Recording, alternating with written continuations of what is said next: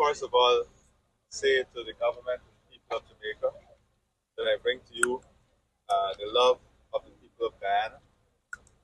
Of course, we are here as one team, that is the CARICOM team, and bringing our efforts together to support the people of Jamaica, Prime Minister Holness.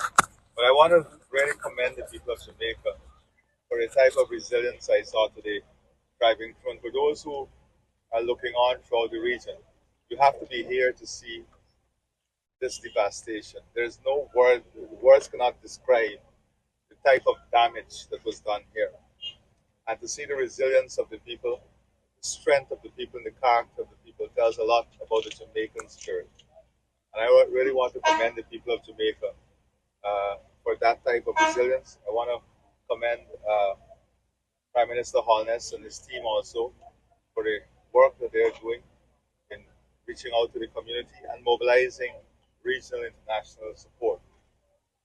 As you know, we have been in contact with the government from the time the storm was earmarked to be a major disaster, and we have been able to support in the initial phase with some of the key pieces of equipment that was needed: generators, chainsaws, tarpaulin, and so on. But this weekend we have a major shipment that will be coming in with food product, rice, more tarpaulin, building materials, black tanks, and so on. But having seen this here today, I've agreed with Prime Minister Holness and with the rest of the region that we're going to, in a very quick manner, mobilize resources, that is the manpower, and also the material and whatever is needed to start with having 200 roofs completely redone. And I think we're looking at this community to start off with, so that we're going to support that program.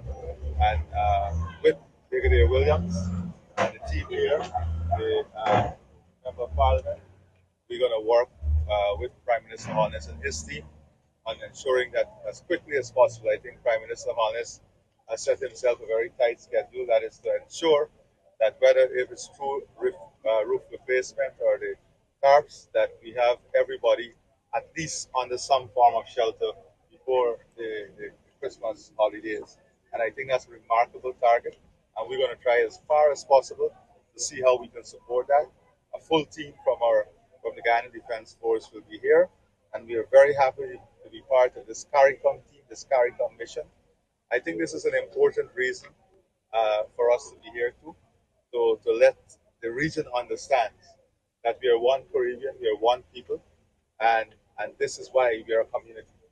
Because in times like these, the community pulls strength from each other, draws strength from each other, and support each other.